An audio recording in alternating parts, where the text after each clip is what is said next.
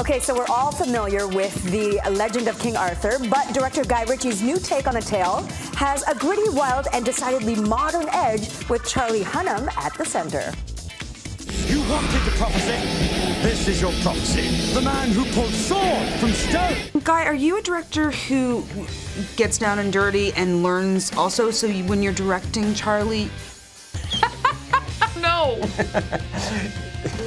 No, I mean, poor old Charlie, sometimes we throw him to a little green room and give him a little green sword and leave him in there for days, and Charlie would have to attack a little green man in a little green world. Somewhere during that whole process, my sense of humor would evaporate. I thought you said you weren't going to push me.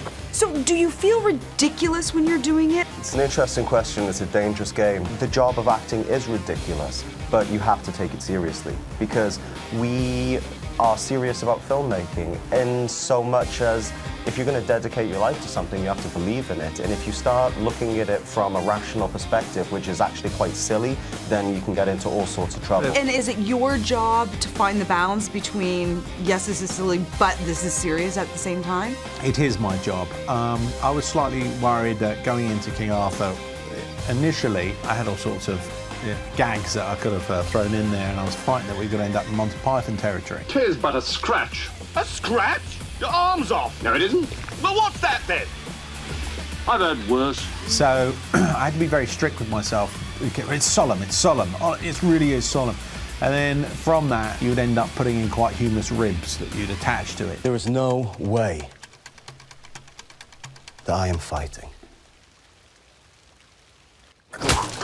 Tune in next week for more from Charlie, Guy, and Jude Law, who gives a deliciously evil performance as King Arthur's nemesis, Vortigern. It must have been moonglow. Diana Krall is ready to turn up the quiet with her new album out tomorrow. Terry caught up with the Grammy Award-winning jazz artist to talk about her celebration of the Great American Songbook. I think I'm the most proud of this record of anything I've done personally, because I don't think it's a tribute to anybody. It's just kind of where I'm at right now. The age that I am, I'm a mom of two boys, wife, and I'm not looking too far forward and I'm not looking too far back. It's because it was becoming the point where I was sort of talking about the past so much rather than what I'm doing presently and what I want to do presently. Does it always start at the piano for you? Mm-hmm. Yes, it's the truth that I'm comfortable at this table because it feels like I'm sitting at a piano. I had to hold a microphone today and I was like, what do I do with this? That's the thing to do. And coming up tomorrow, we'll have an interview with iconic fashion designer Diane von Furstenberg.